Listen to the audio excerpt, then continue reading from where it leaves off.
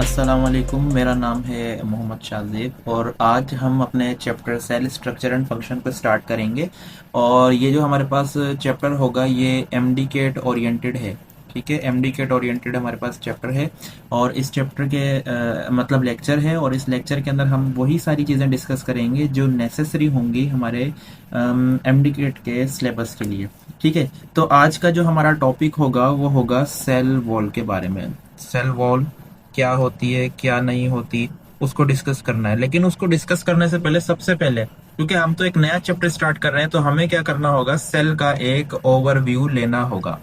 अच्छा, देखो सेल को डिस्कवर करने वाले हमारे पास दो साइंटिस्ट थे। एक का नाम था रॉबर्ट हुक जिसने एक्चुअल में सेल को डिस्कवर करा था, और एक हमारे पास साइंटिस्ट था जिसका नाम था रॉबर्ट ब्राउन। जिस रॉबर्ट ब्राउन ने हमारे पास इस सेल के न्यूक्लियस को डिस्कवर करा था। ठीक है, लेकिन हमारे पास ये कहा जाता है कि ये जो सेल है, ये जो लिविंग सेल है, इस लिविंग सेल को किसी और साइंटिस्ट ने डिस्कवर करा था जिस साइंटिस्ट का नाम था Antonie van Leeuwenhoek. Antonie van Leeuwenhoek. ये एक्चुअली में एंटोनी वॉन लेवेनहुक के बारे में ये कहा जाता है कि इसने हमारे पास लिविंग सेल्स को जो है वो डिस्कवर किया था। एक्चुअली में अगर हम इसकी डिटेल के अंदर जाएं, इस साइंटिस्ट का एक काम ये भी है कि इसने हमारे पास यूनिसेल्यूलर ऑर्गेनिज्म वोल्वॉक्स को, उसकी पूरी जो कॉलोनी थी उसको, इसने उसकी कॉलोनी को भी डिस्कवर करा था। ठीक है, तो वोल्वॉक्स जो है वो भी इसने ही डिस्कवर करा था, एंटोनी वॉन लेवेनहुक ने। तो सेल हमारे पास, आप सबको पता है कि सेल क्या है। It is the basic, fundamental, structural and functional. Basic, fundamental, basic और फंडामेंटल की एक ही मीनिंग है, structural and functional unit of life. यानी हमारे पास ये जो basic, structural, fundamental and structural unit of life है, फंक्शनल यूनिट ऑफ लाइफ है। यानी ये ऐसा हमारे पास जो है वो एक ऐसी हमारे पास ये पार्ट है बॉडी का जो हमारे लिए बुनियादी है, बिल्कुल बेसिक है, स्ट्रक्चरल है, यानी हमारी स्ट्रक्चर को सपोर्ट करती है। जब आहिस्ता आहिस्ता आगे हम अपने चैप्टर स्टार्ट करेंगे तो हमें ये पता चलेगा कि ये स्ट्रक्चर को किस तरीके से सपोर्ट करती है। और ये फंक्शनल है, यानी ये हमारी बॉडी के अंदर फंक्शन को परफॉर्म करेगी। ठीक है, और यूनिट है लाइफ का ये यूनिट है। मिसाल के तौर पे हम ये कहते हैं कि मैटर जो है वो छोटे छोटे पार्टिकल्स से मिलकर बना है, जिन पार्टिकल्स को हम क्या कहते हैं, एटम। उनको हम क्या कहते हैं, एटम। तो एटम हमारे पास क्या है, ये फंडामेंटल यूनिट ऑफ मैटर है ना। इसी तरीके से हमारी बॉडी भी जो है, एक ह्यूमन की जो बॉडी है, या एक एनिमल की जो बॉडी है, या एक प्लांट की बॉडी है, या किसी भी लिविंग ऑर्गेनिज्म की जो बॉडी है, वो एक हमारे पास यूनिट से मिलकर बनी है, छोटे छोटे ब्लॉक्स से मिलकर बनी हुई है, छोटी छोटी ईंटों से मिलकर बनी हुई है। उन छोटी छोटी ईंटों का नाम जो है हमारे पास, उनको हम क्या कहते हैं, उनको हम कहते हैं सेल।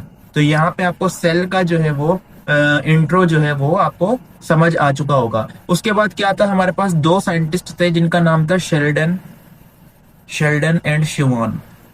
ठीक है, एक इनमें से बॉटनिस्ट था, एक इनमें से जूलॉजिस्ट था। आई थिंक शेल्डन बॉटनिस्ट था और शिवान जो है वो जूलॉजिस्ट था।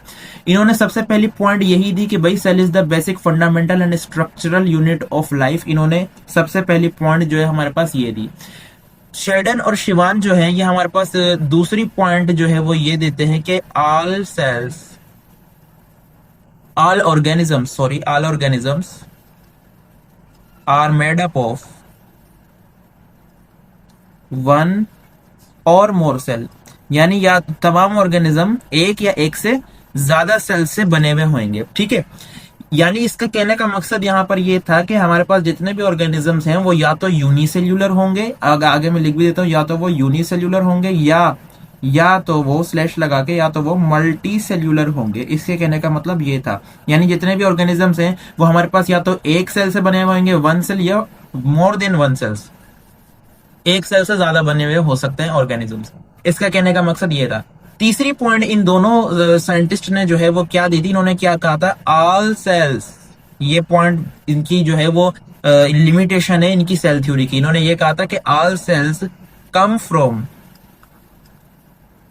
द डेड सेल्स या डिकेड सेल्स। यानी हमारे पास सेल्स जो है, एक हमारे पास प्रोसेस होता है सेल डेथ का जिसको हम कहते हैं एपोप्टोसिस। एपोप्टोसिस हमारे पास क्या होता है, एक सेल की जो है वो डेथ होती है। एक सेल की जो है वो हमारे पास किसी भी रीजन की वजह से जो डेथ हो जाती है उसको हम क्या कहते हैं, एपोप्टोसिस। और एक होता है हमारे पास नेक्रोसिस। नेक्रोसिस का मतलब ये होता है कि सेल की प्रोग्राम्ड डेथ होती है, या मेरे ख्याल से मैंने शायद उल्टा बोल दिया, आप इसको करेक्ट कर लेना। वैसे ये चीजें हमारे मतलब इंट्रो के लिए ही है, बेसिक है, काम की नहीं है, लेकिन फिर भी आप एक बार इसको कंफर्म कर लेना। तो इसके कहने का सिंपल मकसद ये था कि जो सेल मर जाते हैं ना, डेड सेल हो जाते हैं, नए सेल जो है वो उन डेड सेल से ही अराइज हो सकते हैं। अब यहाँ पे एक अगर हम इसको बड़े लेवल पर लेकर आए, इसकी बात का कहने का मकसद ये भी हो सकता है कि देखो, अब मरे हुए सेल्स तो होते हैं, फिर ये सेल्स टिश्यू हो सकते हैं, फिर टिश्यू से बड़े ऑर्गन हो सकते हैं, ऑर्गन से बड़ा ऑर्गेनिज्म हो सकता है। इसका कहने का मकसद ये कि अगर एक मरा हुआ ऑर्गेनिज्म है तो उस मरे हुए ऑर्गेनिज्म से हमारे पास एक न्यू इंडिविजुअल पैदा हो सकता है। लेकिन हमें यह पता है कि मरा हुआ तो किसी काम का ही नहीं होता। मतलब काम का से मुराद हमारे पास ये है कि उससे हम किसी भी नई प्रोजेनी को बर्थ यानी उसको दुनिया में नहीं लेकर आ सकते। तो यहां पर इनकी ये पॉइंट जो है वो गलत हो गई। जो थर्ड पॉइंट थी कि जो इतने भी सेल्स हैं वो डेड सेल से अराइव होता है। यहां पर फिर क्या हुआ, एक साइंटिस्ट आया जिसका नाम था रुडोल्फ विरचॉव। रुडोल्फ विरचॉव। इस रुडोल्फ विरचॉव ने इसकी थर्ड पॉइंट को गलत कहा और इसकी करेक्शन ये करी, करेक्शन इन्होंने करी, इसने कहा कि all cells come from pre existing cells. इसने ये कहा कि जितने भी हमारे पास नए सेल्स प्रोड्यूस होते हैं वो पहले से ही जो सेल्स बॉडी में प्रेजेंट है उनसे आते हैं। यानी इसने ये कहा कि जो पहले से ही हमारे पास सेल्स प्रेजेंट हैं उनके अंदर या तो माइटोसिस होगी, अगर हम अपनी जबान में बात कर रहे हैं अभी फिलहाल, या तो माइटोसिस होगी या तो उनके अंदर मियोसिस होगी। यानी वो पहले सेल का लिविंग होना शर्त है। तो उसी से हमारे पास क्या हो सकता है कि नए दो डॉटर सेल्स जो हैं वो हमारे पास वजूद के अंदर आ सकते हैं। ये रुडोल्फ विरचॉव ने इसकी करेक्शन करी थी, डॉटर सेल्स जो हैं वो ऐसे आ सकते हैं। तो दो प्रोसेस होते हैं सेल डिवीजन के, आपको पता है, माइटोसिस और मियोसिस। माइटोसिस जो है वो हमारे पास सेल डिवीजन होती है, एक तरीके से कंप्लीट सेल डिवीजन होती है, और जो मियोसिस होती है वो रिडक्शन डिवीजन होती है, यानी उसके अंदर क्रोमोसोम्स के नंबर हाफ हो जाते हैं। तो ये तो हमारे पास बिल्कुल बेसिक हमारे पास इंट्रो था, और भी इसकी डिटेल्स हैं लेकिन हमें उसके अंदर जाने की खैर अभी कोई जरूरत नहीं है। तो ये तो हमारा खाली इंट्रोडक्शन था सेल्स के बारे में। मेन टॉपिक पे चलते हैं, जिस मेन टॉपिक का नाम क्या है, सेल वॉल। अच्छा देखो, सेल वॉल क्या होती है, सबसे पहले तो हमें ये पता होना चाहिए कि ये जो सेल वॉल है, सेल वॉल को ओरिजिनेट कौन सी चीज करती है, सेल वॉल को ओरिजिनेट कौन करता है। तो देखो, सबसे पहले हमें यह पता होना चाहिए कि जो सेल वॉल है ये आती कहां से। सेल वॉल के बारे में यह कहा जाता है कि ये सिक्रीशन है प्रोटोप्लाज्म की, it is the secretion of protoplasm. अब हमें वैसे प्रोटोप्लाज्म आगे भी पढ़ना है, लेकिन मैं ये चाह रहा हूं कि हमें अपना कॉन्सेप्ट यहीं से ही क्लियर कर लेना चाहिए। देखो हमारे पास क्या होता है, हम प्रोटोप्लाज्म में समझा रहा हूं कि मैं प्रोटोप्लाज्म हम कहते हैं किसको है एक्चुअली में। ये देखो, ये हमारे पास एक सेल है, फॉर एग्जांपल मैं यहाँ पर एक सेल बना लेता हूं, और इस सेल के अंदर जो है वो हमारे पास एक छोटा सा न्यूक्लियस भी है। इसको न्यूक्लियस को हम इस तरीके से यहाँ पर बना लेते हैं। तो ये एक सेल है और ये उस सेल का न्यूक्लियस है। मैं इसको सेल पूरे को कह देता हूँ, ये एक सेल है, ये उस सेल का न्यूक्लियस है।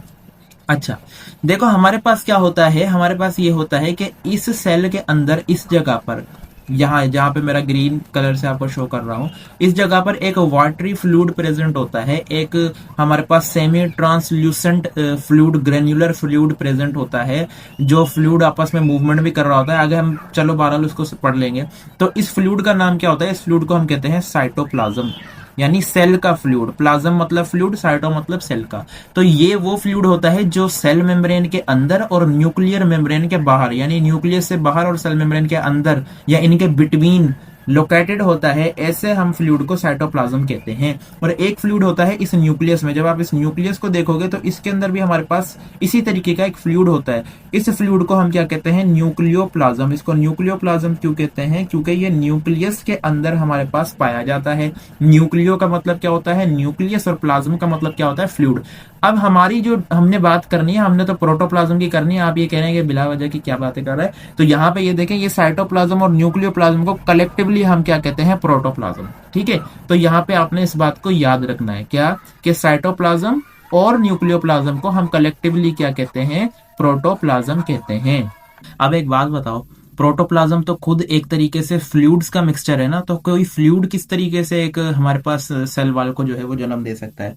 तो यहाँ पर कॉन्ट्राडिक्शन ये है कि अगर हम डिटेल के अंदर जाएं तो हमारे पास अगर प्रोटोप्लाज्म में भी देखा जाए तो गोल्जी अपरेटस जो होता है, या जो गोल्जी बॉडी होती है, वो गोल्जी बॉडी एक्चुअली में हमारे पास सेल वॉल को ओरिजिनेट कर रही होती है। अच्छा, सेल वॉल क्या है? सेल वॉल हमारे पास एक नॉन लिविंग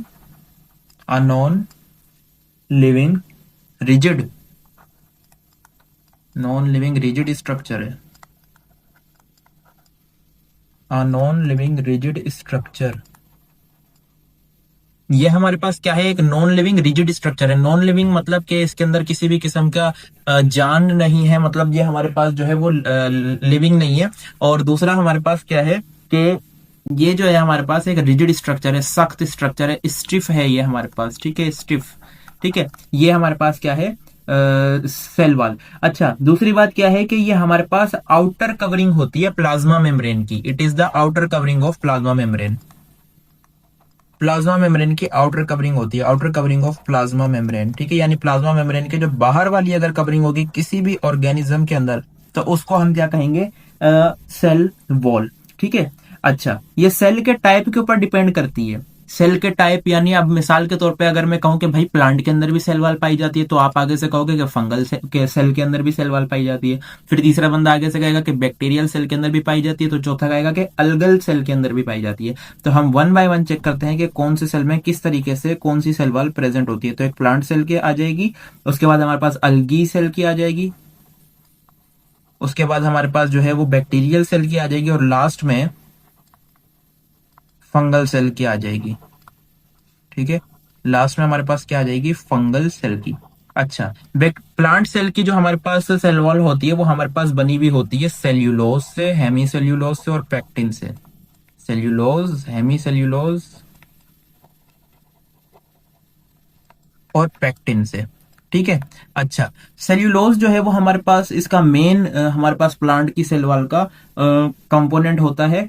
और हम जब प्लांट की सेल वॉल को अभी पढ़ने वाले हैं डिटेल से, तो हम सेल्यूलोज जो है ये तो एक पॉलीमर है, हम इसका मोनोमर भी पढ़ेंगे। अच्छा, एक और बात मुझे ये बताओ कि ये जो हेमी सेल्यूलोज है, यहाँ पे इस हेमी सेल्यूलोज को मैं कैसे डिस्क्राइब करूंगा?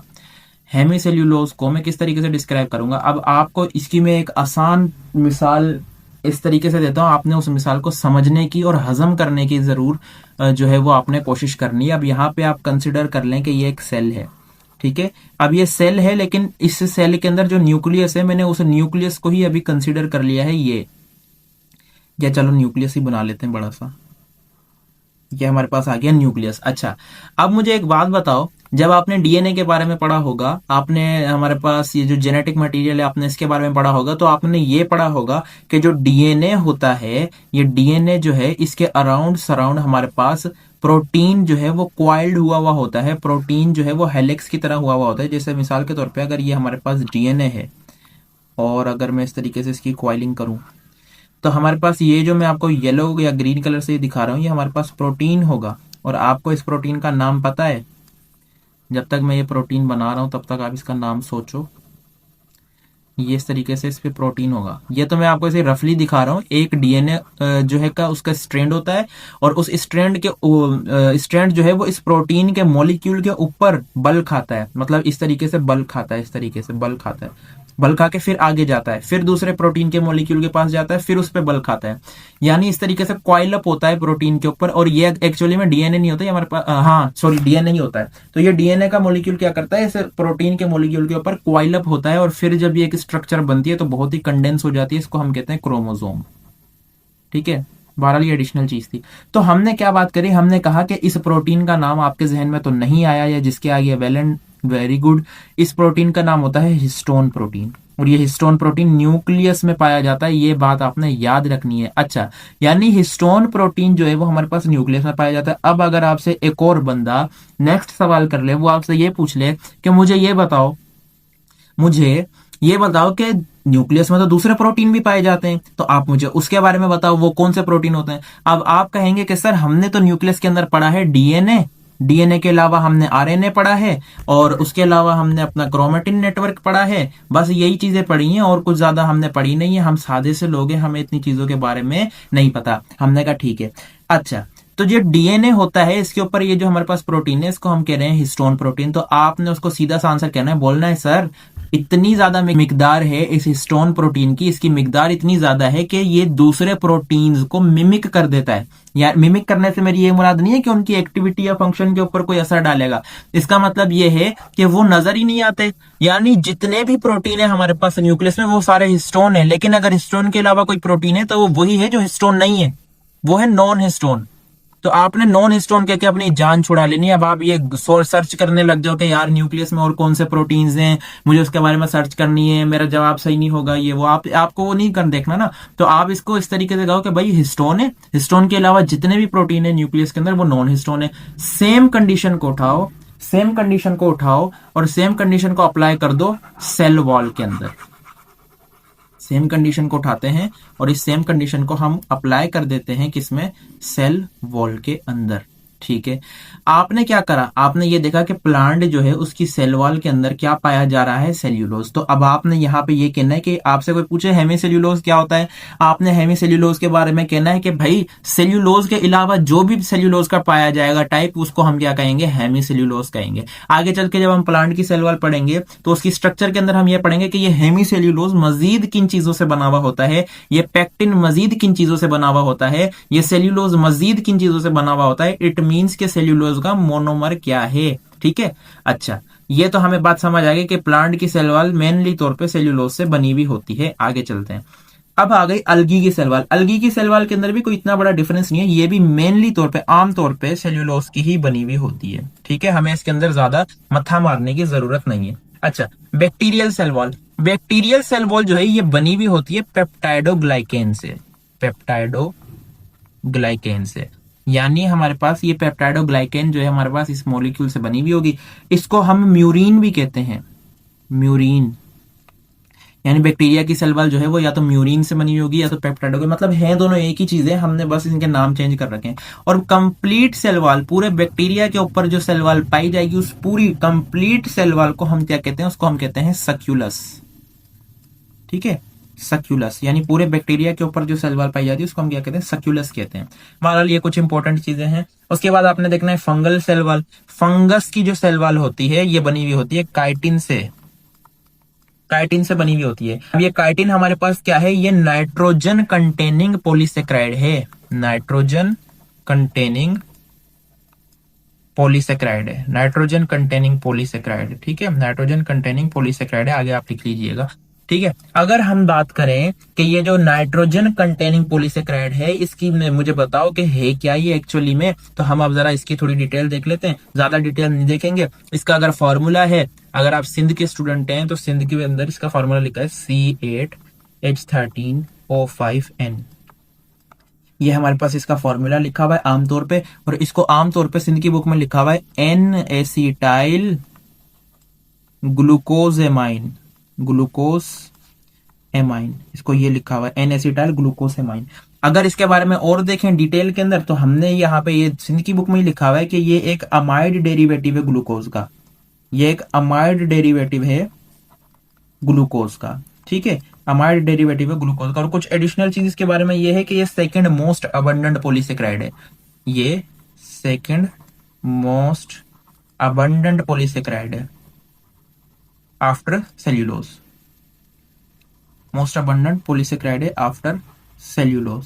और बात आपको पता होनी चाहिए कि सेल्स जो है वो हमारे पास दो टाइप के होते हैं, प्रोकैरियोटिक, यूकैरियोटिक। ये तो आपको पता ही होगा। प्रोकैरियोटिक मतलब प्रो माना अर्ली या बिफोर, यानी पहले पहले के जो होते थे वो जो है हमारे पास पहले के जो हमारे पास होते थे लिविंग ऑर्गेनिजम्स, उनके अंदर क्या होता था कि न्यूक्लियस नहीं होता था, उनका जेनेटिक मटेरियल सेल के अंदर ही बिखरा हुआ सा होता था, तो उनको हम क्या कहते थे, उनको हम कहते थे प्रोकैरियोट। फिर आगे ये इवोल्व हुआ, एवोल्यूशन हुआ और इनके अंदर एक न्यूक्लियर मटेरियल के इर्द गिर्द एक मेम्ब्रेन आ गई जिसको हम कहते हैं न्यूक्लियर मेम्ब्रेन, जो एक बाइलेयर्ड मेम्ब्रेन है, डबल लेयर्ड मेम्ब्रेन है, वो आ गई। तो इनको हमने क्या कहा, ट्रू न्यूक्लियस वाले हो गए ये eukaryotic. Eu means true, karyon means nucleus. एक बात, एमसीक्यू क्या बनता है, एमसीक्यू, एमसीक्यू क्या बनता है, एमसीक्यू ये बनता है कि यूकैरियोटिक और प्रोकैरियोटिक में एब्सेंट इन सेल वॉल कौन से सेल में होती है? Absent in dash sales.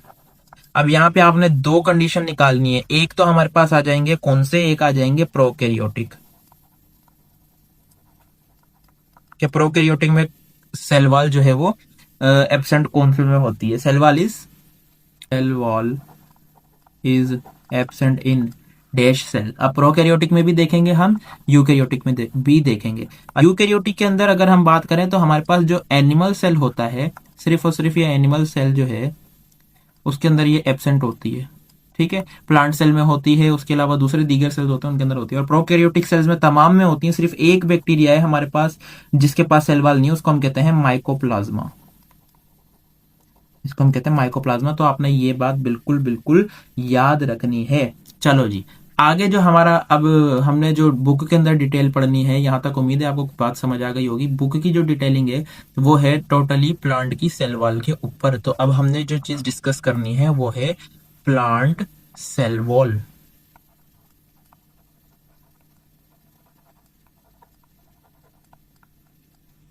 Plant की सेल वॉल को अब हमने अपने तौर पे डिस्कस करना है।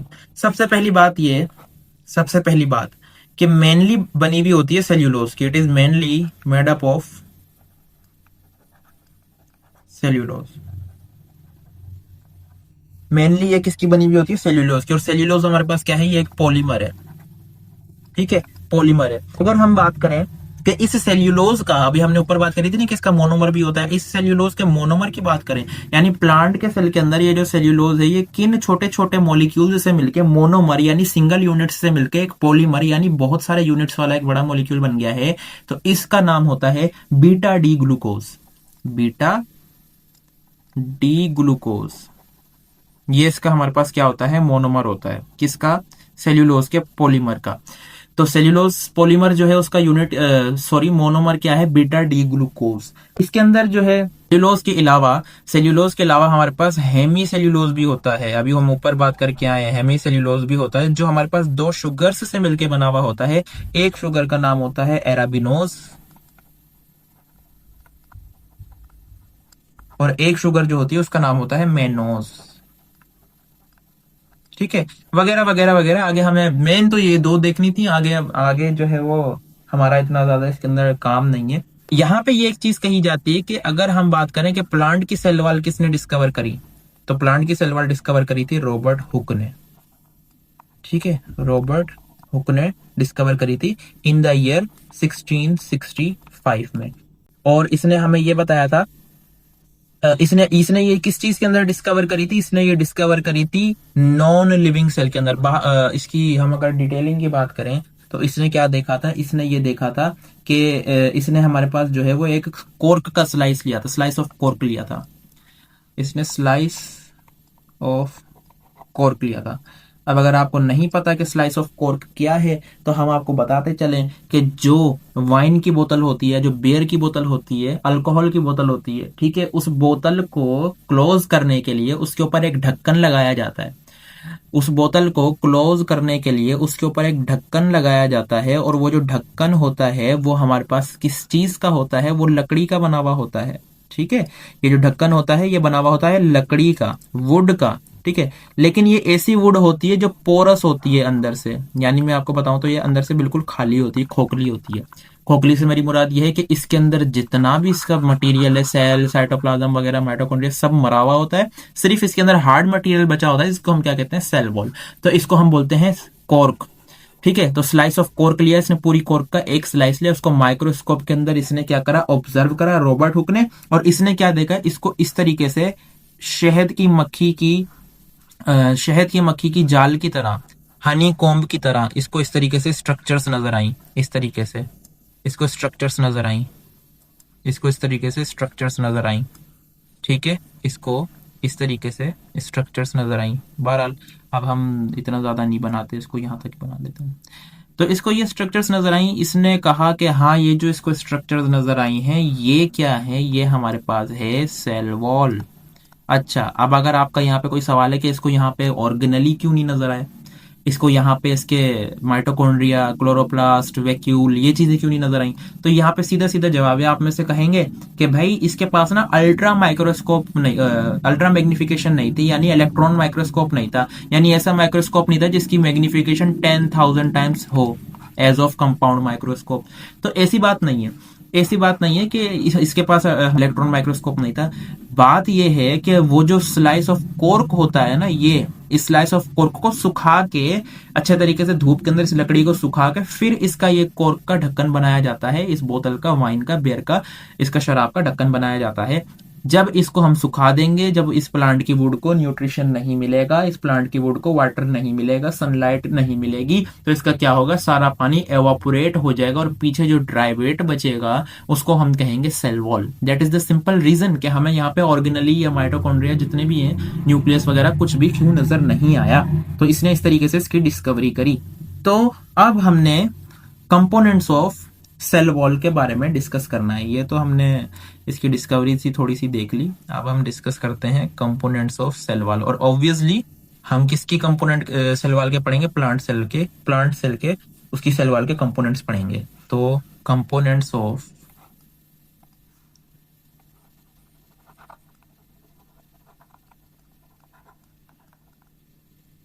प्लांट सेल वॉल, ठीक है। अब हमने क्या डिस्कस करना है, component of plant cell wall. हमें तो ये पता है ना कि भाई प्लांट, ये जो सेल वॉल होती है सबसे आउटर मोस्ट लेयर होती है, ठीक है। अच्छा, सबसे पहले हम सेल्स बना लेते हैं प्लांट के, फिर उसके अंदर हम डिस्कस करते ही जाएंगे इन तमाम चीजों को। देखो क्या होता है कि हमें पता है कि एनिमल का सेल होता है स्फेरिकल और प्लांट का सेल होता है क्यूबॉइड, इस तरीके से, इस तरीके से कुछ होता है, या इसी को ही कॉपी कर लेते हैं।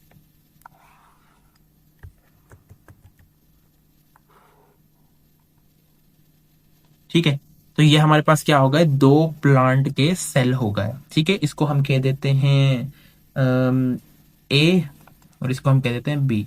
ये होता है ए, ये होता है बी। देखो ये हमारे पास क्या, प्लांट का सेल, एक प्लांट का सेल, दूसरा प्लांट का सेल, ए और बी। ये जो प्लांट का सेल है, ये प्लांट सेल की सेल मेम्ब्रेन है। ये क्या है, सेल मेम्ब्रेन है, ठीक है। ये प्लांट के सेल की सेल मेम्ब्रेन है।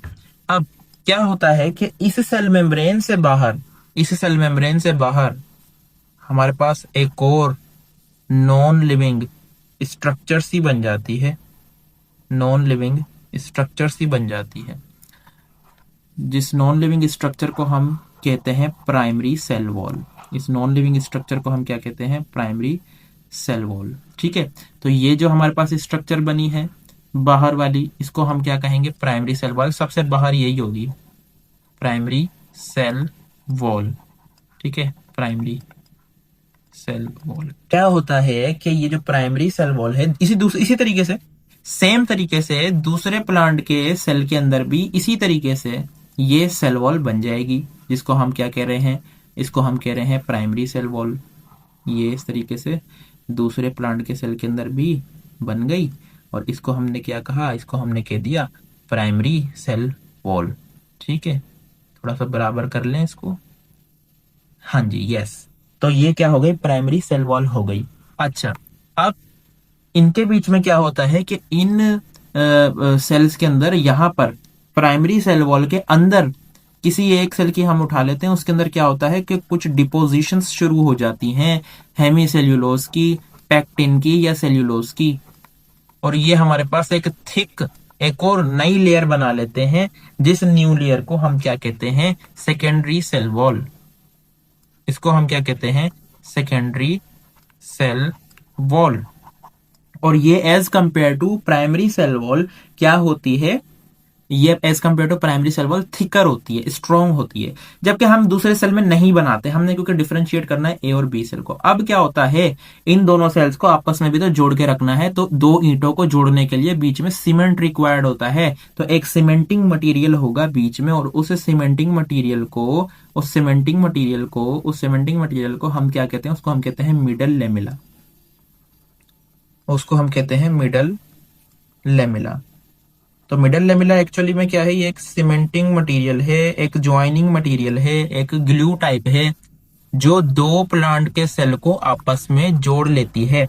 यहाँ पर सिंध की बुक में ही एक चीज लिखी हुई है जो उसके अंदर सेल फ्रैक्शनेशन के टॉपिक के अंदर लिखी हुई थी, और उसके अंदर ये लिखा हुआ था कि हमारे पास इस अगर हमें प्लांट के सेल को एक दूसरे से अलहदा अलहदा करना है तो हमें एक इंजाइम की जरूरत होगी, और उस इंजाइम का नाम होता है पेक्टिनेज। ठीक है, अगर हमें मिडल लेमिला को डिसोल्व करना है तो हमें एक एंजाइम चाहिए होगा जिसको हम क्या कहते हैं, पेक्टिनेज। ठीक है, this is must important, you have to remember this point. ठीक है, अच्छा, ये एक ऐसा सेल है जिसके अंदर प्राइमरी सेल वॉल भी है, सेकेंडरी सेल वॉल भी है, सेल मेम्ब्रेन भी है, और अंदर इतना छोटा सा न्यूक्लियस है और इतना बड़ा सा वैक्यूल भी है।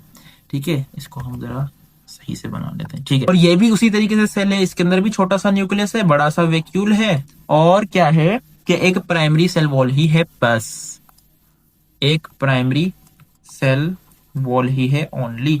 तो ऐसा सेल जिसके अंदर सेकेंडरी सेल वॉल भी हो, जिसके अंदर सेकेंडरी सेल वॉल भी हो, जिसके अंदर प्राइमरी सेल वॉल भी हो, सेल मेम्ब्रेन भी हो, ऐसे सेल को हम कहते हैं स्क्लेरेन कायमा सेल। स्क्लेरेन कायमा सेल, इसको हम क्या कहते हैं, स्क्लेरेन कायमा सेल कहते हैं। और ऐसा सेल जिसके अंदर only only primary cell wall हो, इसको हम कहते हैं पेरेन्काइमल सेल। आप अगर याद करना चाहे तो P for parenchymal, P for only only primary cell wall, तो आप इसे भी याद रख सकते हैं। S for secondary cell wall, S for sclerenchymal cell, आप इसको ऐसे भी याद रख सकते हैं। ठीक, हमने क्या कहा कि मिडल लेमिला क्या है, इनके बीच में से ज्वाइन करेगी। अच्छा, क्या होता है कि ये जो हमारे पास सेकेंडरी सेल वॉल है ना, इसके अंदर एक मटेरियल की डिपोजिशन हो जाती है जिसको हम कहते हैं लिग्निन। और लिग्निन क्या करता है, इसको हार्ड कर देता है। यानी हमारे पास अब एक प्लांट जो है वो बिल्कुल दूसरे प्लांट के सेल से डिस्कनेक्ट हो गया। लेकिन हमें क्या करना है, हमें इनके बीच में ताल्लुक को, संबंध को बना के रखना है। तो हम क्या करेंगे, इनके बीच में छोटे छोटे से होल्स बन जाते हैं। ये अल्लाह ताला की कुदरत है कि इनके बीच में छोटे छोटे से होल्स से बन जाते हैं। तो इस पोर्स को हम नाम देते हैं प्लाज्मोडेस्मेटा, यानी ये वो जगह है जहां पर लिग्निन की डिपोजिशन नहीं होती। तो इन जगहों के जरिए हमारे पास सेल्यूलर ट्रांसपोर्ट होती है। इन जगहों के जरिए क्या होती है, सेल्यूलर ट्रांसपोर्ट होती है, सेल्यूलर ट्रांसपोर्टेशन, और मटेरियल का एक्सचेंज हो जाता है, और भी बहुत सारी चीजें हो जाती हैं। तो हम ये देखते हैं कि हमारे पास ये मिडल लेमिला बनती कैसे है। देखो, हमारे पास क्या होता है, ये इस तरीके से एक प्लांट का सेल बना रहा हूं जो अभी डिवाइड नहीं हुआ। ठीक है, ये इसका न्यूक्लियस पड़ा हुआ है, ये इसका न्यूक्लियस पड़ा हुआ है, इनके अपने अपने जेनेटिक मटेरियल्स भी अभी भी पड़े हुए हैं। क्या होता है कि जब प्लांट के सेल के अंदर कैरियोकाइनेसिस हो जाती है, आफ्टर कैरियोकाइनेसिस, कैरियोकाइनेसिस अगर आपको नहीं पता तो for your kind information, nucleus के डिवीजन को हम कैरियोकाइनेसिस कहते हैं, जिसको हम न्यूक्लियर डिवीजन कहते हैं। तो क्या होता है, ये हमारे पास सेल्यूलोज को बीच में डिपॉजिट करना शुरू कर देता है in the form of fragments. ये सेल्यूलोज को बीच में डिपॉजिट करना शुरू कर देता है in the form of fragments, जिसको हम फ्रेगमोप्लास्ट कहते हैं, जिसको हम क्या कहते हैं, फ्रेगमोप्लास्ट। ठीक है, क्या होता है कि ये जो फ्रेगमोप्लास्ट है, ये जो फ्रेगमोप्लास्ट है, इस फ्रेगमोप्लास्ट जो है ये आपस में कंबाइन हो जाती है, कंबाइन होती जाती है, कंबाइन होती जाती है, और आपस में ये एक स्ट्रक्चर बना लेती है। इस स्ट्रक्चर को अब हम कहते हैं सेल प्लेट, सेल प्लेट कहते हैं इसको। ठीक है, अब ये जो सेल प्लेट है ना, अभी ये मिडल लेमिला नहीं है, अभी दोनों सेल्स आपस में इंटेक्ट ही हैं। आप देखें, अभी दोनों सेल्स आपस में क्या है, इंटेक्ट ही हैं। ये जो सेल प्लेट है ये फ्यूचर की मिडल लेमिला है, it is the middle lamella of future, it is future middle lamella. ठीक है, फ्यूचर मिडल लेमिला है। अच्छा, एक बात सबसे इंपॉर्टेंट जो यहाँ पे आपको नोट कर लेनी चाहिए कि प्लांट सेल इटसेल्फ खुद मिडल लेमिला को नहीं बनाता, मिडल लेमिला को नहीं बनाता, प्लांट सेल खुद मिडल लेमिला को नहीं बनाता, बल्कि जो पेरेंट सेल होते हैं प्लांट के पेरेंट सेल होते हैं वो इसको मिडल लेमिला बना के देते हैं। ये खुद मिडल लेमिला नहीं बनाते, ये आपने बात याद रखनी है। ठीक है, अच्छा, एक और बात हम मिडल लेमिला के बारे में कर लें कि ये जो मिडल लेमिला है, ये हमारे पास अगर हम कंपोजिशन देख लें इसकी, मिडल लेमिला की कंपोजिशन, तो हमें ये पता होना चाहिए कि ये जो मिडल लेमेला है ये बनी हुई होती है पेक्टेट्स से। पेक्टेट्स पेक्टेट्स के अंदर साल्ट्स होते हैं, किसके? कैल्शियम के साल्ट्स होते हैं और मैग्नीशियम के साल्ट्स होते हैं। Pectates of calcium and magnesium salts, ये उसकी बनी हुई होती है और ये कनेक्टिंग लिंक्ड है बिटवीन टू एडजेसेंट प्लांट के सेल, दोनों प्लांट के सेल के बीच में कनेक्शन का काम करती है ये। ठीक है, तो ये बातें हमने यहाँ पर कर ली हैं। हमने प्लांट की सेल वॉल का ओवरव्यू ले लिया, हमने मेन चीज मिडल लेमिला के बारे में पढ़ ली। हमने अब किस चीज के बारे में पढ़ना है? हमने अब डिफरेंशिएट करना है प्राइमरी सेल वॉल को with the secondary cell wall. अब हमने इस चीज को डिफरेंशिएट करना है, तो हम क्या करेंगे? हम इसको एक चार्ट की सूरत के अंदर डिफरेंशिएट करने की कोशिश करेंगे। तरफ हम लिख लेते हैं प्राइमरी सेल वॉल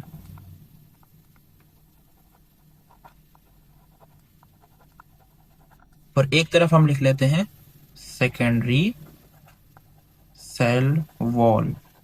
एक तरफ आ गई प्राइमरी सेल वॉल, एक तरफ आ गई सेकेंडरी सेल वॉल। देखो भाई, हमारे पास जो प्राइमरी सेल वॉल होती है, जो सबसे बाहर वाली होती है, ये हमारे पास क्या है? ये एक थिन लेयर है, पतली लेयर होती है ये। ठीक है, एक थिन लेयर होती है, जिसके बरक्स ये secondary cell wall thick layer होती है। ठीक है, मोटी होती है एज कंपेयर टू दिस। ये हमारे पास जो प्राइमरी सेल वॉल है ना, ये लिविंग लेयर है। ये लिविंग लेयर है क्योंकि इसने इंटरेक्शन करना है ना दूसरे सेल से, तो इसका तो जिंदा होना लाजमी होता है। लेकिन जो सेकेंडरी सेल वॉल है ये नॉन लिविंग है, या हम इसको ये भी कह सकते हैं कि जब प्राइमरी वॉल मैच्योर यानी सेल मैच्योर हो जाता है तो ये मैच्योर लेयर है, तो ये हमारे पास हार्ड हो जाती है, नॉन लिविंग हो जाती है। ठीक है, और ये हमारे पास सबसे आउटर मोस्ट है प्राइमरी सेल वॉल, ये सबसे आउटर मोस्ट लेयर है। और सेकेंडरी सेल वॉल जो है ये इनर साइड पे पाई जाती है, found in inner side of primary cell wall and out of cell membrane, यानी सेल मेम्ब्रेन के बाहर होती है, प्राइमरी सेल वॉल के अंदर होती है, यानी in between cell membrane and primary cell wall हम इसको कह सकते हैं। हमारे पास अगर हम बात करें कि ये जो प्राइमरी सेल वॉल है ये कुछ स्पेसिफिक सेल्स में पाई जाती है, सारे सेल्स में पाई जाती है, तो सारे प्लांट के सेल के अंदर पाई जाती है। Present in all plant cell, present in all plant cell, सारे प्लांट के सेल्स में पाई जाती है। ठीक है, जबकि अगर हम बात करें कि ये जो हमारे पास सेकेंडरी सेल वाला होती है, ये सिर्फ और सिर्फ ओनली स्क्लेरेन काइमल सेल्स के अंदर होती है, स्क्लेरेन काइमल सेल्स के अंदर, स्क्लेरेन काइमल सेल्स के अंदर होती है। उसके अलावा ये और किसी सेल के अंदर नहीं होती। प्राइमरी सेल वॉल जो है वो इलास्टिक होती है। इलास्टिसिटी आपने पढ़ा होगा, अगर हम थोड़ा सा फिजिक्स का टच दें तो इलास्टिसिटी हुक्स लॉ के अंदर आपने पढ़ी होगी, जिसका मतलब होता है मटेरियल की ऐसी प्रॉपर्टी जिसके अंदर अगर हम उसके ऊपर फोर्स अप्लाई करें, उसको डिफॉर्म करने की कोशिश करें तो वो दोबारा अपने ओरिजिनल स्टेट के अंदर आ जाए। और अगर आपने इसकी मिसाल भी देखी होगी इलास्टिक, मैं आपको पौधों के अंदर मिसाल दे दूं। देखो, जब बारिश होती है, तेज हवाएं चलती हैं, तो जो बड़े बड़े दरख्त होते हैं वो,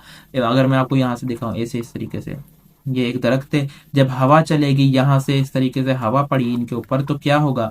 ये दरख्त इधर को थोड़ा सा मूव करेगा, थोड़ा सा इधर को टहलेगा, फिर थोड़ा सा इधर को टहलेगा, तो ये इलास्टिक हुआ ना। तो इलास्टिक होगा तो ये इस तरीके से टहलेगा ना, तो ये इलास्टिक होते हैं। और हमारे पास जो सेकेंडरी सेल वॉल होती है नॉन इलास्टिक होती है, या हम इसको ये भी कह सकते हैं कि ये रिजिड होती है। तो सेकेंडरी सेल वॉल क्या होती है? ये नॉन इलास्टिक होती है और रिजिड होती है। उसके बाद जो हमारी नेक्स्ट पॉइंट है, नेक्स्ट पॉइंट हमारे पास क्या है? नेक्स्ट पॉइंट हमारे पास ये है कि हमारे पास जो प्राइमरी सेल वॉल होती है उसकी थिकनेस होती है, प्राइमरी सेल वॉल की थिकनेस होती है, थिकनेस यानी ये कितनी मोटी है। ठीक है, तो इसकी थिकनेस हमारे पास कही जाती है कि इसकी थिकनेस जो है वो 1 से लेकर 3 माइक्रोमीटर तक होती है।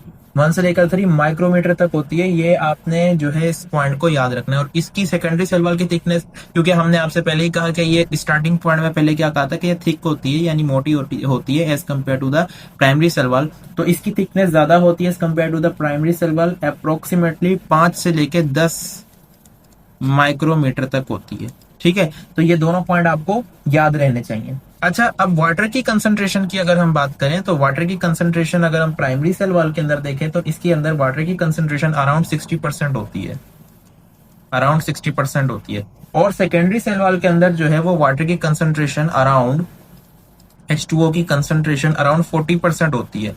तो आप यहां से ये भी अंदाजा लगा लें कि इसमें वाटर कम है तो इसकी फ्लूइडिटी कम होगी, रिजिडिटी इसकी ज्यादा होगी। ठीक है, नेक्स्ट पॉइंट हमारे पास क्या है? नेक्स्ट पॉइंट है कि हमारे पास जो प्राइमरी सेल वॉल है, उस प्राइमरी सेल वॉल के अंदर सेल्यूलोज कम होता है, cellulose is less, cellulose is less, लेकिन इसके अंदर हेमी सेल्यूलोज ज्यादा होता है, मगर hemicellulose is more, hemicellulose ज्यादा होता है, जबकि उसी के बरक्स सेकेंडरी सेल वॉल के अंदर सेल्यूलोज ज्यादा होता है और हेमी सेल्यूलोज कम होता है, हेमी सेल्यूलोज कम होता है, इज लेस। उसके बाद नेक्स्ट पॉइंट पे हम चलते हैं। वो नेक्स्ट पॉइंट ये है कि इसके अंदर प्राइमरी सेल वॉल के अंदर सेल्यूलोज के अलावा और हेमी सेल्यूलोज के अलावा पेक्टिन होता है एडिशनल, और ज्यादा चीजें नहीं होती, जबकि सेकेंडरी सेल वॉल के अंदर पेक्टिन भी होता है, इसके अलावा इसके अंदर सिलिका होता है, कंटेन्स सिलिका, सिलिका के अलावा वैक्सीज होती हैं, वैक्सीज के अलावा इनऑर्गेनिक आइंस होते हैं, इनऑर्गेनिक आइंस, ठीक है, वगैरह वगैरह। इसकी स्ट्रेंथ जो है प्राइमरी सेल वॉल की स्ट्रेंथ इसकी कम होती है, स्ट्रेंथ इसकी कम होती है और इसकी स्ट्रेंथ ज्यादा होती है, ठीक है। इसकी जो स्ट्रेंथ कम होती है, इसकी स्ट्रेंथ कम होने की रीजन क्या है? इसकी रीजन क्या है कि इसके अंदर जो सेल्यूलोज होता है ना, वो क्रिस क्रॉस मैनर के अंदर अरेंज होता है, लेकिन इसके अंदर जो क्रिस क्रॉस अरेंजमेंट होती है सेल्यूलोज की वो कम होती है। इसके अंदर have less criss cross manner, इसके अंदर क्रिस क्रॉस मैनर कम होता है और इसके अंदर have more criss cross manner, इसके अंदर ज्यादा क्रिस क्रॉस मैनर होता है। यानी इसके कहने का मकसद ये है कि हमारे पास ये सेल्यूलोज के इस तरीके से फाइबर्स होंगे और ये फाइबर्स इस तरीके से, ये हमारे पास सेल्यूलोज के फाइबर हैं और ये इस तरीके से आपस में जुड़ते हैं, ठीक है, ऐसे। ये जो क्रिस इस अरेंजमेंट को हम बोलते हैं क्रिस क्रॉस, एक दूसरे के ऊपर जो है वो ओवरलैप होना, तो इसको हम बोलते हैं क्रिस क्रॉस। इसके अंदर ये कम होती है, जबकि सेकेंडरी सेल वॉल के अंदर क्रिस क्रॉस जो मैनर होता है, क्रिस क्रॉस जो अरेंजमेंट होती है वो ज्यादा होती है। और ये क्रिस क्रॉस अरेंजमेंट किसकी वजह से होती है? ये हाइड्रोजन बॉन्ड की वजह से होती है, it is due to hydrogen bond. तो ये पॉइंट भी आपको याद रखना है। तो this is all about primary and secondary cell wall. अब हमने प्राइमरी और सेकेंडरी सेल वॉल की कुछ और मजीद पॉइंट्स को भी डिस्कस कर लेते हैं। प्राइमरी सेल वॉल जो है वो प्लांट के सेल खुद बनाते हैं, प्लांट सेल खुद ही बनाते हैं, plant cell are responsible to form, plant cell खुद ही बनाते हैं प्राइमरी सेल वॉल को। उसके अलावा ये मिडल लेमिला के अंदर बनती है। Primary cell wall formed inside the middle lamella, ये मिडल लेमिला के अंदर बनती है। अगर मैं आपको बना के दिखाऊं इस तरीके से, तो ये हमारे पास एक प्लांट का सेल है, ये उसकी सेल मेम्ब्रेन है, ये जो अभी हमने बनाया है ये उसकी सेल मेम्ब्रेन है, ये उसकी सेल मेम्ब्रेन है जो मैं अभी आपको ग्रीन से बना के दिखा रहा हूँ। ये उसकी सेल मेम्ब्रेन है और इस सेल मेम्ब्रेन के बाहर क्या होती है, दूसरे प्लांट के अटैचमेंट के लिए यहाँ पे इस तरीके से सेल प्लेट होती है, जो सबसे पहले छोटे छोटे फ्रेगमेंट्स होते हैं सेल्यूलोज के, जिनको हम कहते हैं फ्रेगमोप्लास्ट। और ये फ्रेगमोप्लास्ट क्या करते हैं कि आहिस्ता आहिस्ता इनका क्लस्टर नेटवर्क जमा होना शुरू होता है, जिसको सेल प्लेट कहते हैं। और जब इन दोनों प्लांट सेल्स की साइटोकाइनेसिस हो जाती है तो ये मिडल लेमिला के अंदर कन्वर्ट हो जाती है। तो ये जो मिडल लेमिला बनाई है मैंने यहाँ पे, ये मिडल लेमिला, इस मिडल लेमिला के अंदर की तरफ यहाँ पर ये बनती है प्राइमरी सेल वॉल, ये मिडल लेमिला के अंदर की तरफ बनती है। तो इस पॉइंट को इस तरीके से आपने समझना है। और फिर इस प्राइमरी सेल वॉल के अंदर ये जो आपको येलो कलर की दिख रही है, ये येलो कलर की क्या है, ये है आपके पास सेकेंडरी सेल वॉल, जो कि रिजिड होती है, हार्ड होती है, वाटर कंटेंट इसके अंदर कम होता है। अप्रोक्सीमेटली कितना वाटर कंटेंट होता है? 40%। और इसकी जो थिकनेस होती है वो कितनी होती है? 5 to 10 माइक्रोमीटर। ये कुछ आपने पॉइंट्स याद रखने हैं। और इसकी क्रिस क्रॉस अरेंजमेंट जो है वो हमारे पास ज़्यादा होती है, ठीक है, आपने इस पॉइंट को भी याद रखना है, सही है। उसके अलावा हमारे पास जो ये प्राइमरी सेल वॉल है, यंगर प्लांट्स के अंदर क्या होती है? फ्लेक्सिबल होती है, it is flexible in younger plants, और इलास्टिक भी होती है, flexible and elastic. Flexible and elastic होती है ये यंगर सेल्स के अंदर, लेकिन जब प्लांट मैच्योर हो जाता है तो ये क्या हो जाती है, हार्ड हो जाती है।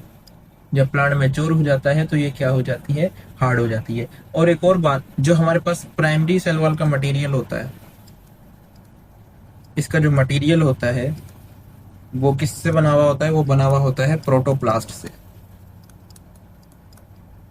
प्रोटोप्लास्ट से।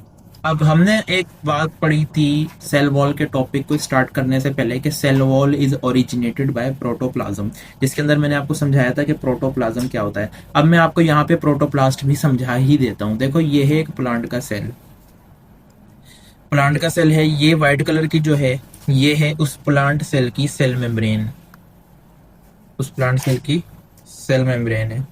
ये येलो कलर की है उसकी सेकेंडरी सेल वॉल, और पर्पल कलर का जो आपको दिख रहा है ये है उसकी प्राइमरी सेल वॉल। ठीक है, आप क्या करो, आप इसमें से ये करो कि अगर प्लांट के सेल में से आप इन सेल वॉल्स को रिमूव कर दो, जैसे मैं रिमूव करता हूं, सबसे पहले इसको मिडल लेमिला को रिमूव कर दिया, उसके बाद हमने इसको प्राइमरी सेल वॉल को रिमूव कर दिया, इस प्राइमरी सेल वॉल को रिमूव कर दिया, और हम फिर क्या करें कि सेकेंडरी सेल वॉल को भी रिमूव कर दें इस प्लांट के सेल में से। हम क्या करते हैं कि इस सेकेंडरी सेल वॉल को भी इस प्लांट के सेल में से रिमूव कर देते हैं। तो ऐसा प्लांट का cell which is without cell wall, इस सारे मटेरियल को हम कलेक्टिवली क्या कहेंगे, इसको हम कहेंगे प्रोटोप्लास्ट, इसको हम कहेंगे प्रोटोप्लास्ट। तो आपने ये बात याद रखनी है कि जो प्रोटोप्लास्ट होता है, जब प्लांट के पास कुछ भी नहीं होता यानी कोई भी सेल वॉल नहीं होती, तो ये प्रोटोप्लास्ट ही क्या करता है, यही ओरिजिनेट करता है किसको, प्राइमरी सेल वॉल को। क्लियर है? तो प्राइमरी सेल वॉल कौन ओरिजिनेट करता है, एक्चुअली में प्रोटोप्लास्ट ओरिजिनेट करता है। सेकेंडरी सेल वॉल के बारे में आपको ये जानना जरूरी है कि जो सेकेंडरी सेल वॉल है, सेकेंडरी सेल वॉल, ये सेकेंडरी सेल वॉल कब बनती है, जब प्राइमरी सेल वॉल मैच्योर हो जाएगी। जब प्राइमरी सेल वॉल मैच्योर हो जाएगी तब जाके ये बनती है सेकेंडरी सेल वॉल। ठीक है, तो it forms after the maturation of primary cell wall. ये बात आपने याद रखनी है। सेकेंडरी सेल वॉल बहुत थिक होती है, रिजिड होती है। किस वजह से ये थिक और रिजिड होती है, आप सबको पता है कि इसके अंदर एक मटेरियल की डिपोजिशन होती है जिसका नाम होता है लिग्निन, और ये लिग्निन इसको क्या करता है, हार्ड कर देता है, बहुत ज्यादा सख्त कर देता है।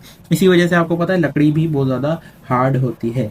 एक चीज हमने और पढ़नी है और वो है प्लाज्मोडेस्मेटा के बारे में। जो हमने पढ़ा था कि ये जो दो सेल्स हैं उनके बीच में क्या है, ये कनेक्शन है, ट्रांसपोर्टिंग लिंक है उनके दोनों के बीच में। तो हम अब पढ़ते हैं प्लाज्मोडेस्मेटा के बारे में। प्लाज्मोडेस्मेटा, प्लाज्मोडेस्मेटा क्या है, ये एक साइटोप्लाज्मिक कनेक्शन है between to plant cells. It is a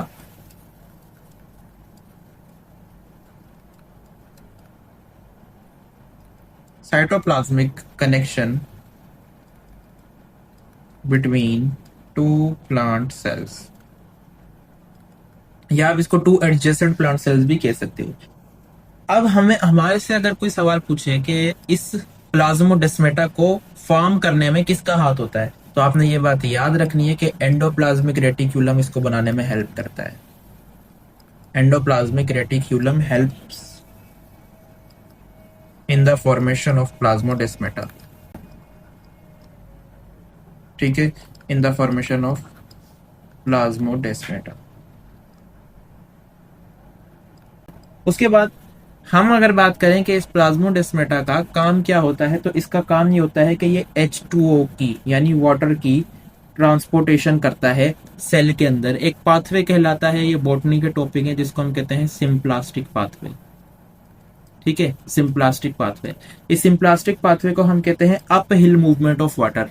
up hill movement of water को आप इस तरीके से समझें कि मिसाल के तौर पर हमारे पास क्या है, ये इस तरीके से एक पेट्री डिश है, और इस पेट्री डिश को मैंने ब्लू से इस वजह से बनाया है क्योंकि मैंने इसके अंदर भरा हुआ है क्या, वाटर। तो इस पेट्री डिश है, इस पेट्री डिश के अंदर मैंने क्या भर दिया, मैंने इसके अंदर भर दिया वाटर। आप क्या करें कि आप एक कार्डबोर्ड लेके आए, गत्ते का कार्डबोर्ड लेके आए, ये गत्ता है, उस गत्ते का कार्डबोर्ड है, और आपने क्या करा, उसको डिप कर दिया, उस गत्ते के कार्डबोर्ड को हमने डिप कर दिया किसके अंदर, ये कार्डबोर्ड है, ये कार्डबोर्ड है और इस कार्डबोर्ड को हमने डिप कर दिया वाटर के अंदर H2O में। तो क्या होगा कि आपको पता है कि ये तो एक हमारे पास गत्ता है, एक हमारे पास जो है वो लकड़ी से बना हुआ गत्ता है ना। तो ये लकड़ी से बना हुआ गत्ता क्या करेगा, आहिस्ता आहिस्ता वाटर को एब्जॉर्ब करना शुरू करेगा अपवर्ड डायरेक्शन के अंदर, इस तरीके से अपवर्ड डायरेक्शन के अंदर। और अगर आप इसको पूरी रात के लिए छोड़ दें तो ये पानी ऊपर अप हिल मूव करता जाएगा करता जाएगा करता जाएगा, और पूरा गत्ता जो है हमारे पास वो क्या हो जाएगा, हाइड्रेट हो जाएगा, पूरा गत्ता गीला हो जाएगा, वेट हो जाएगा। अगर आपने इस प्रोसेस को रिवर्सिबल करना है, यानी आप चाहते हैं कि ये प्रोसेस दोबारा से खत्म हो जाए और मुझे मेरा गत्ता सही सलामत मिल जाए, तो आप क्या करें कि इसको एक दिन के लिए, जिस तरीके से पानी मैंने रखा था, आप इसको एक दिन के लिए सनलाइट में रख दें। तो सारा पानी एवापोरेट हो जाएगा और ये हाइड्रेशन से डिहाइड्रेशन की तरफ चला जाएगा। ठीक है, तो ये सिंप्लास्टिक पाथवे, इस तरीके से आपने इस पूरे कॉन्सेप्ट को याद रखना है। और एक और बात ये होती है कि हमारे पास टर्शरी सेल वॉल जो होती है, टर्शरी सेल वॉल जो है वो सिर्फ और सिर्फ हमारे पास पाई जाती है ट्रेकीड्स ऑफ जेमनोस्पर्म में, ट्रेकीड्स ऑफ जेमनोस्पर्म्स में। और ये एक सेल्यूलोजिक लेयर है, ये एक सेल्यूलोजिक लेयर है। हमारा यहाँ पे टॉपिक सेल वॉल खत्म होता है। तो अगर आपको पसंद आई ये सारा टॉपिक तो आप इसको लाइक कीजिएगा, सब्सक्राइब कीजिएगा और शेयर कीजिएगा। अल्लाह हाफिज।